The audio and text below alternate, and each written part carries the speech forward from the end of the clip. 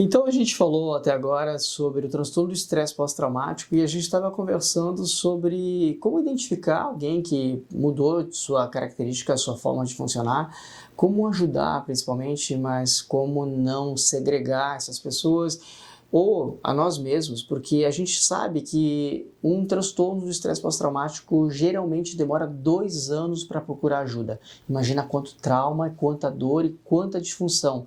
Quanto mais demora para buscar apoio e ajuda para tratar, mais difícil é de recuperar, de restabelecer. Então a gente tem que estar atento, alerta, e agora com a pandemia isso florou de uma forma muito intensa. Fiquemos mais alertas ainda para ajudar essas pessoas.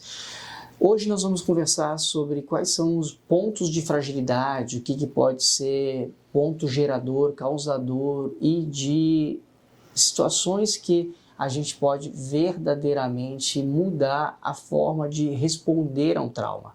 Como prometido, as 3 formas de fazer a profilaxia para não cairmos tão facilmente em situações do transtorno do estresse pós-traumático.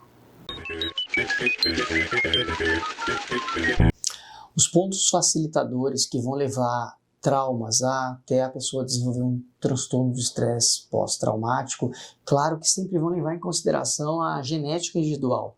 Não só a genética individual de cada um, mas também a estruturação de personalidade. Isso faz toda a diferença. Toda a diferença também faz o meio em que a pessoa vive. Se ela vive em uma área de conflito, uma zona de guerra, uma zona mais tensa, isso vai ser um facilitador. Os medos crônicos vão ser também um grande facilitador. E a violência? A violência é o grande culpado para ter esse gatilho. Mas principalmente nós sabemos que a violência na infância, essa violência na infância é um perpetuador. Os pontos de risco maiores para que a pessoa faça de um trauma virar um transtorno de estresse pós-traumático, claro que vai levar em conta fatores individuais. A situação genética tem um peso muito grande nisso, mas a estrutura de personalidade faz muita diferença.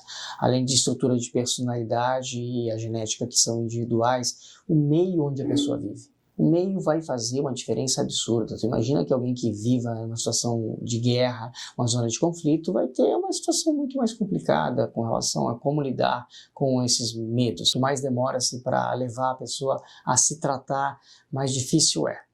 Semana que vem eu vou falar sobre medicações que funcionam e não funcionam. Inclusive, você acredita que cogumelo tem sido utilizado em pesquisa para tratar o transtorno do estresse pós-traumático?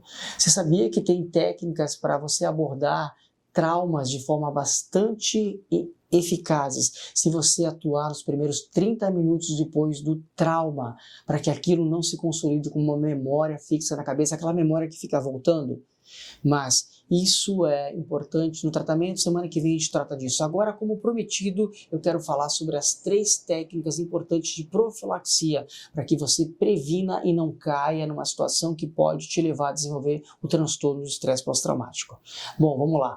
Primeiro ponto, é importante que você saiba que a sua mente forte, resiliente, treinada, adestrada, ela consegue ficar mais blindada para essas situações. Então a meditação ela pode te ajudar bastante a deixar sua mente blindada, a entender, a significar, a diminuir os níveis de ansiedade e não deixar você ir para situações mais intensas e aí sim virar essa chave de virar um transtorno do estresse pós-traumático.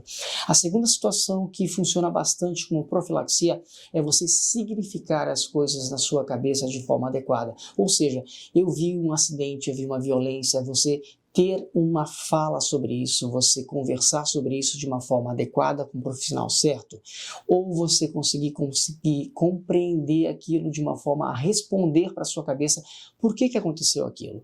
Por que aquela coisa aconteceu? Por que o coronavírus apareceu? Muitas dessas coisas a gente não tem uma explicação lógica, por isso que fica reentrando o pensamento na nossa cabeça. Quando a gente consegue dar um significado e quando a gente consegue fazer isso ter sentido na nossa cabeça, isso é terapêutico, isso é um grande truque para que a gente não evolua de uma situação traumática para o transtorno do estresse pós-traumático. E essa é a grande segunda dica. E a terceira dica para a profilaxia do transtorno do estresse pós-traumático é ensinar para o teu cérebro a relaxar. a lidar com os medos, a lidar com a ansiedade.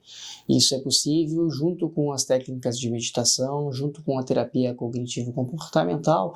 É possível você melhorar o seu funcionamento cerebral, melhorar a sua resiliência, a sua capacidade de resistir.